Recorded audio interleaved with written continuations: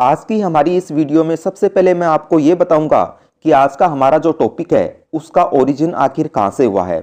ये बेसिक सी बात तो आप जानते ही हैं कि हमारे देश के जो सारे के सारे एडवोकेट्स हैं वह गवर्न किए जाते हैं एडवोकेट्स एक्ट 1961 के प्रोविजंस के मुताबिक। और इसी एक्ट के प्रोविजंस के तहत बार काउंसिल ऑफ इंडिया को ये पावर्स दिया गया है कि वह रूल्स बना सके एडवोकेट्स को गवर्न करने के लिए। बार काउंसिल ऑफ इंडिया ने अपनी इन्हीं शक्तियों का यूज करते हुए फ्रेम किए हैं bar council of India rules.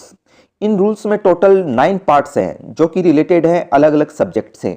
In 9 parts में से ही 6th पार्ट की हेडिंग है रूल्स गवर्निंग एडवोकेट्स। इस 6th पार्ट को भी डिवाइड किया गया है 4 अलग अलग चैप्टर्स में, जिनमें से जो 2nd चैप्टर है उसकी हेडिंग है standards of professional conduct and etiquette, यानी व्यवसायिक आचरण और शिष्टाचार के मानक। यही वह चैप्टर है जहां पर की बात की गई है एक एडवोकेट की अलग अलग ड्यूटीज के बारे में। एक एडवोकेट की अलग अलग ड्यूटीज वाले इस चैप्टर में जो सेक्शन 3 है वह बात करता है एडवोकेट की अपोनेंट यानी विरोधी पार्टी के प्रति ड्यूटीज के बारे में। असल में एक एडवोकेट की अपने अपोनेंट के प्रति जो ड्यूटीज होती हैं उनको जानने के लिए हमें स्टडी करने पड़ेंगे इस सेक्शन 3 के दोनों रूल्स, यानी रूल 34 एंड रूल 35। तो आइए जानते हैं इनको एक एक करके।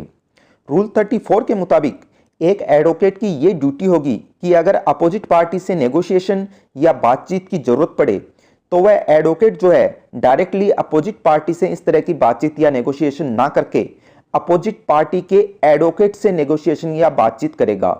यानी एक केस की 2 पार्टियों के बीच में जो भी नेगोशिएशन या बातचीत होगी वह पार्टी टू पार्टी नहीं बल्कि एडवोकेट टू एडवोकेट होगी।